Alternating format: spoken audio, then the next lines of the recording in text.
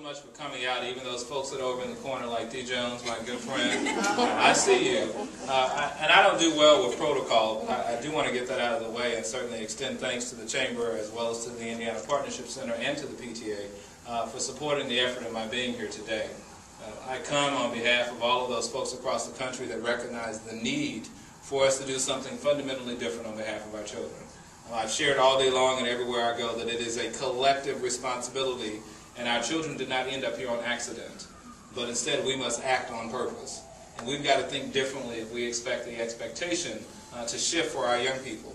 I've discovered throughout my life that people rise or fall to the expectation that you set for them.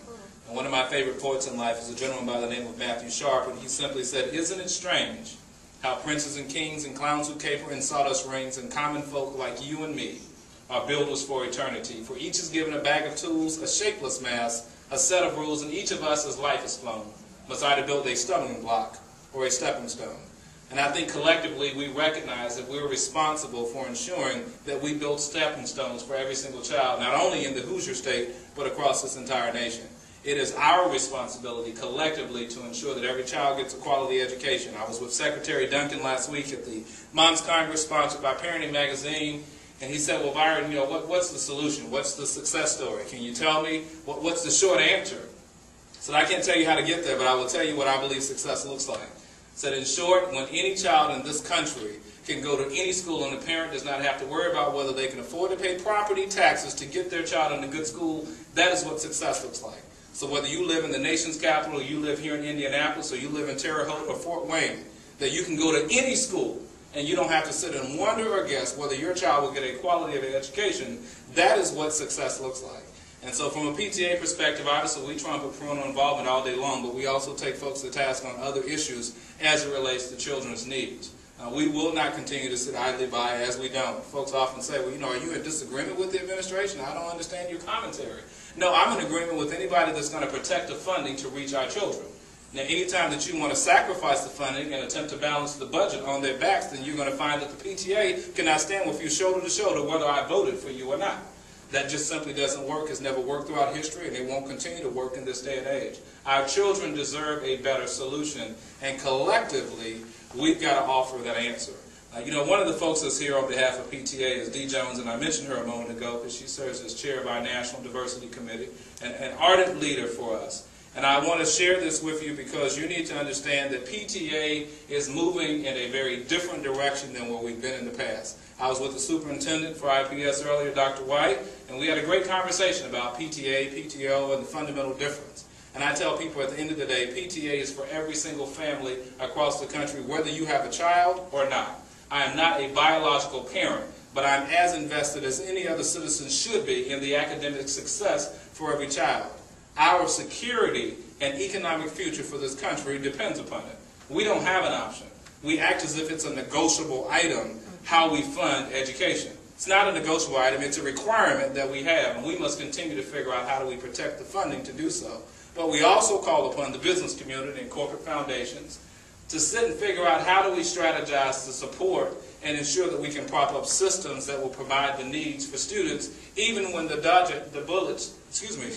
dollars from a budgetary perspective may fall short.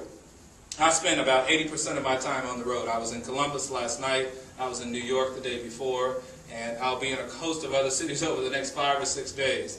Every city I go to, the story is not any different. I wish to say that it was. The state of Nevada just experienced a $6.9 million budget cut across the board to education. I believe you all recently dealt with a $300 million cut across the board when it comes to education. Every state is grappling with that issue. When I sat in Cleveland and talking with their schools chief to find out that they were trying to figure out whether they would close 14 to 20 schools out of 100 out of necessity, and surely you've seen the news about Kansas City and closing 29 out of 61.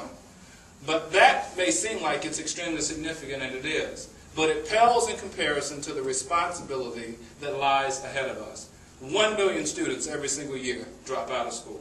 1 million.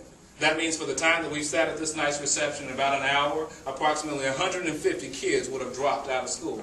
Now, I didn't count fully. I believe there are about 30 of us here.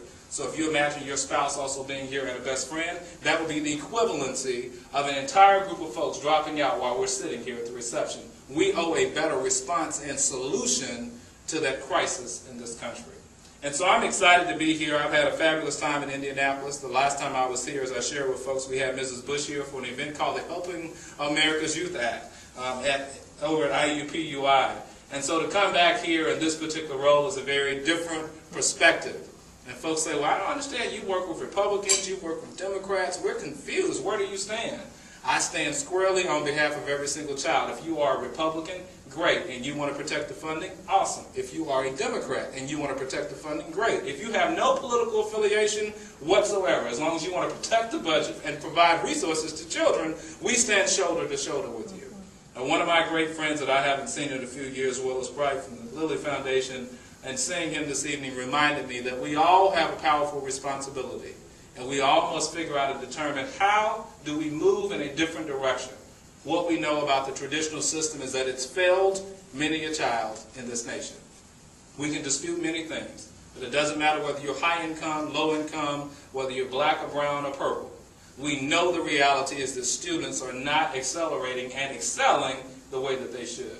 But collectively, we will continue to work hand in hand together in partnership to determine how do we create and craft a different outcome on behalf of our neediest citizens in this country, the ones that don't get to cast a single vote. But they vote every single day when they walk out of a school or walk out of class with their feet. They vote every single day. And we've got to determine what we do differently. The final thought I would leave with you is this. If you look at the landscape of society, one would say that the future looks dim. If you were to look where we are economically, even though they say there's a glimmer of hope that the recession is turning around, and you could focus on that. We could focus on all the negative issues, and you could talk about the housing crisis and how many businesses may close, the immigration issues in the state of Arizona. You could pick any of those. Pick any state. But I always remind myself of my time as a school principal, when I can remember the faces of the children that I worked with and worked on behalf of. I can think of sitting on the playground in a pile of wood chips with Miles as a kindergarten student telling me that the sky, in fact, was not blue today, but instead the sky was red. And Miles, for that particular day, would go on and on for about an hour attempting to convince me and anybody else that would listen that the sky was red. And I would almost leave that afternoon as I dusted off the wood chips and be like, you know what, maybe Miles is right. Maybe for some reason conventional science and wisdom has it wrong, and maybe I need to believe this 5-year-old. Only to find myself the next morning on the same playground with Miles, and then he decided purple was then his favorite color, and he would begin the same exercise. But Mr. Garrett, have you ever thought? And I recognize that that's what we have to remind ourselves that we must do. That we've got to continue to look with an eye toward the future, not about what is, but what can be, what must be, and what shall be for every child in this country. So thank you all so much for the open arms and the open doors. I appreciate the opportunity to be here with you, and we look forward to your continued support of all the PTAs and the great work we do. But recognizing that we all do it for the same purpose, for one common goal, and that is to ensure that every child achieves their full potential. So thank you very much, and thanks so much for having me.